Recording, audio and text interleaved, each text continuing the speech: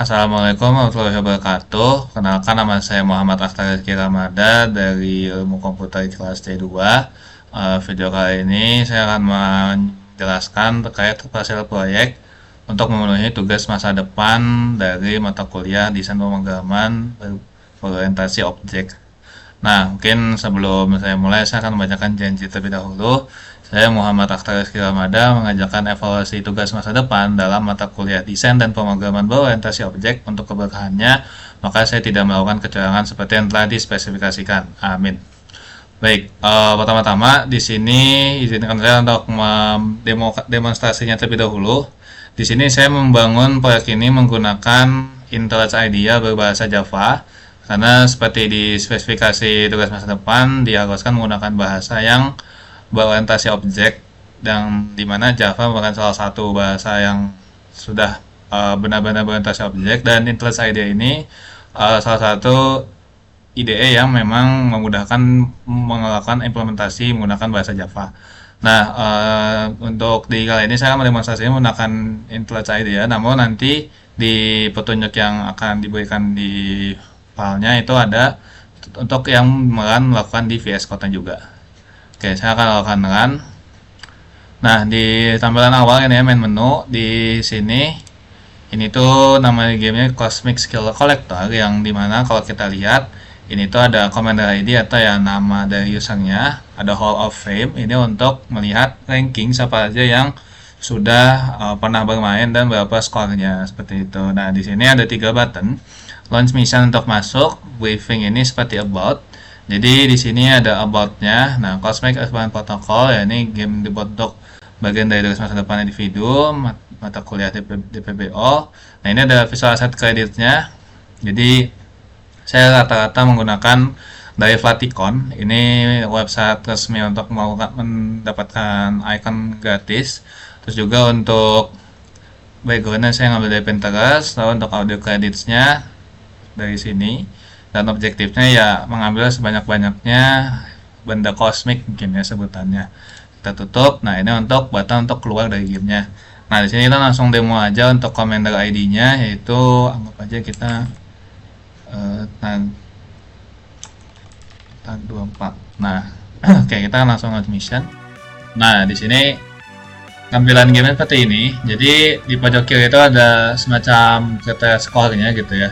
Dan di sini cara menggerakkannya itu tinggal menggunakan WASD, W ke atas, terus S ke bawah, D ke kanan atau kiri, atau arrow kanan kiri atas bawah.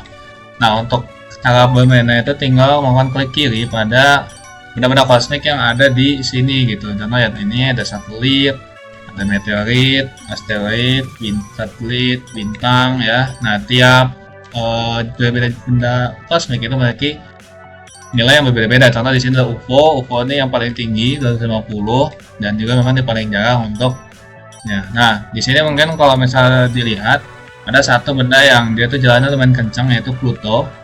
Nah, Pluto ini kalau kita ambil dia bakal minus 50 kalau kita akan minus, dan di pojok kiri atas ini tuh ada keterangannya Pluto hits, atau ada maksimal batas dari si Plutonya itu mengenai kita untuk batas maksimal ngambil Pluto gitu. Nah, kita ambil lagi nanti di 2. Jadi di sini saya setnya 30 Pluto. Jadi kalau udah 30 Pluto itu bakal langsung game over. Ya, selebihnya ya ini kita tinggal ambil sebanyak-banyaknya aja untuk si ininya, dan pastikan memang mengenai dari si benda-benda kosmiknya gitu. Supaya memang langsung tarik dan langsung masukkan ke dalam roket gitu. Jadi ceritanya kita ada seorang astronot yang harus mengumpulkan benda-benda kosmik di luar angkasa, seperti itu. Nah, untuk mengakhiri gamenya mungkin kita sudah bosan gitu ya, ataupun sudah merasa banyak sekalinya, kita langsung pencet spasi. Nah, nanti dia akan langsung keluar dan namanya langsung akan muncul di Hall of Fame. Dan di sini kebetulan untuk tadi akun yang kita mainin, kita mendapatkan skor tertinggi. Nah, di sini urutannya itu bukan berdasarkan berapa jumlah item yang diambil, namun skor yang paling tinggi. Jadi di sini untuk kalau dilihat skor dari user Attack 24 ini lebih tinggi dibandingkan yang item 62 ini ya, kalau dibandingkan yang tag ini. Padahal secara item lebih banyak namun skornya lebih dikit, berarti ini usernya lebih banyak ngambil Pluto, seperti itu. Nah, kita mungkin langsung keluar aja. Oke, selanjutnya untuk struktur frameworknya ini menggunakan MVVM di mana model view models dan views. Dimana untuk yang di awal ada package model, di sini ada model class ball, floating text, net, play result. Bolanya untuk ya tadi bola yang benda bergerak kiri kanan kita ambil, floating text ini untuk nilai dari si uh, poinnya, terus untuk net ini untuk jaringnya ya untuk kita klik tadi, dan play resultnya adalah hasil yang ada di depan. Terus untuk dari view modelnya di sini ada dua, ada game view model dan main menu view model. Untuk main menu view modelnya ini untuk tampilan main menu yang di awal gitu. Jadi ini semacam pusat ataupun observer gitu ya, yang dimana setiap perubahan yang ada di view dia bakal langsung ke view model, terus dia langsung di save dan bakal dikembali lagi ke view-nya, ditampilkan ke outputnya. Sama juga dengan yang game view modelnya. Jadi bisa dibilang ini jadi pusat atau data binding yang memang untuk si game tersebut. Nah, lalu ada view. Ini untuk tampilan menunya yang tadi di awal gitu ya. Sebelum kita memulai gamenya. Terus di sini kita juga ada game view. Ya, untuk game view di sini ya untuk tampilan dari si game yang tadi kita mainin gitu. Kurang lebih seperti ini untuk repositories ini semacam pusat database. Jadi database ini dipusat oleh pakai macam modul yaitu JDBC SQLite. Jadi saya di sini menggunakan SQLite yang dimana keuntungan dari SQLite ini tinggal langsung saja memainkan tanpa perlu mengimport database secara terpisah. Lalu juga di sini ada sound service ini untuk pusat pengendalian si suaranya. Tadi ada suara background untuk gameplay dan juga ketika ngedapetin poin. Jadi ini untuk semacam pengendali untuk suaranya. Lalu ya ini untuk main untuk pusat dari si starting dari si gamenya.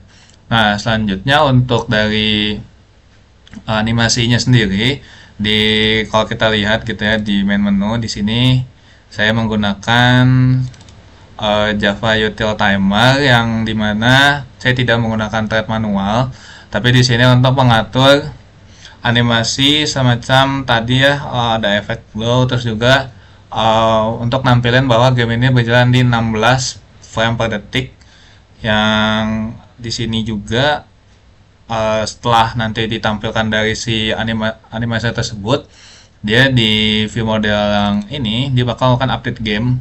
Jadi setelah update ini dia bakal nge-update semua pergerakan, terus juga bolanya, floating text, dan juga game time-nya.